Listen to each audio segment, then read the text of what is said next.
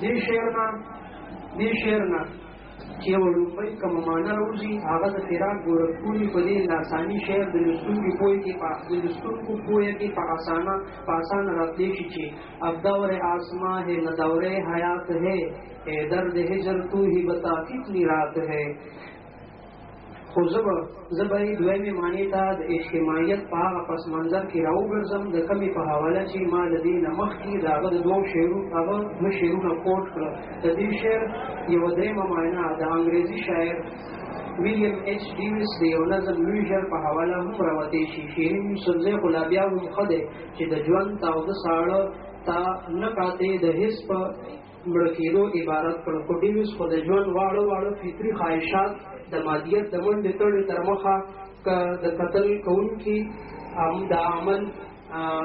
د عمل په وجه ژوند لکه د غوا بیزوګانو د ژوند په مثل ګڼي. دې نظم کې هغه داسې ګویان دی: What is this life full of care? We have no time to stand and stare, no time to stand beneath the boughs and stare as long as sheep are cows, no time to see when wood we pass, where squirrel hide their nuts in grass, no time to see in broad daylight stream full of stars like sky at night, no time to turn at beauty glance and watch her feet how they can dance, no time to wait till her mouth can hint and smile her eyes begin.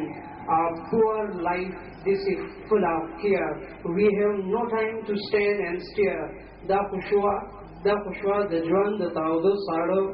درې اړخونه، خو هم دغه تاوده ساړه د دغه پرمعنویت ترکیب چې شیرین یوسفزی د خپلې روایتي طبعې له کبله محض په اوښکو او آهونو کې هم آهونو په محدودیت کې هم استعمالوي. یعنې اوښکې او آهونه خوشبویو سره ژوند باندې به ستا تودې سړې راشي. د روایت نه د مروبه کېدو د هغه په ځان د تاریکولو د عمل او د تقلید محض تر ټولو ستره خامي هم دغه ده چې د متن د معنویت پراخ عمل خپل ځان کې بیخي محدود کړي او په یوه نقطه د فکري ارتکاز په صورت راوګرځوي. د شیرین یوسفزي د شاعرۍ نه دا هم ثابتېږي چې هغه د قام پرستۍ او د اشتراکي نظریونو د جوړ شوي مجنون مرکب ته زیات پام نه دی ورکړی چې پښتو شاعرۍ کې د خدایي خدمتګار تحریک نفس بیخي عام شوی دی. هغه د یو باشعوره فرد غوندې قام پرستۍ سره براح راست یو واضحه او ښکاره فکري تړون لري چې ډېره د ستاینې او خوشحالۍ خبره ده. ما د خپل لیک تمهید کې دغه خبره کړې وه چې د هغه د فکري روح دویمه وله د سماج او ژوند په حواله د هغه په تخلیقي ادراک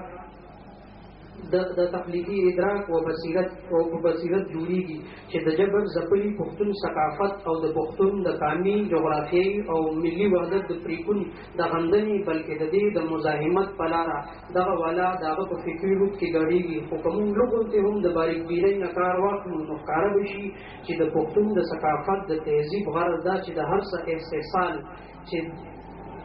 استحصال چې نن په دې ملک کې څنګه کېږي د هغې تر ټولو لویه وجه د پښتون یا په صحیح معنو کې د افغان قام د قامي ملي او جغرافیایي وحدت پریکون دی. که زمونږ قام افغان په قامي او ملي او جغرافیایي حیثیت داسې ډکرې نه وی پروت نو موږ سره به داسې ظلمونه نه کېږه. دلته زه خصوصا په کلچر او تهذیب یو دوه خبرې کول ځکه غواړم چې افغان ګوندونه کې دې دواړو سره شیرین یوسفزی خصوصي شغل ښکاره کوي، بلکې دې دواړو ته یې ځینو ځایونو کې ډېر ښه تخلیقي اپروچ هم موندلی دی. کلچر که د یو قام جوړه کړې آینه وي نو تهذیب دې آینې کې هم د دغه قام خپل ځلانده سترګې برېښوونکی پر اثر عکس وي. کلچر په کلیواله ټولنه کې د روحاني او اخلاقي اقدارونو نه زیږونه کوي چې ځان سره خپل مادي او غیر مادي علامتونه راوړي او هم د خپل عملیت لاره په ګوته کوي. مثلا که یو خافت، ښېګړه، غیرت، ننګ، ننواتې، میلمستیا، بدرګار، تیږه، میز د ذهني تصورات یا د غیر مادي عناصر دي، نو بل خوا یې موږ عملیت لپاره څه مخصوص قوانین هم لرو چې د هغې تر مخه یې په فعالیت کې وینو. دغسې پټکې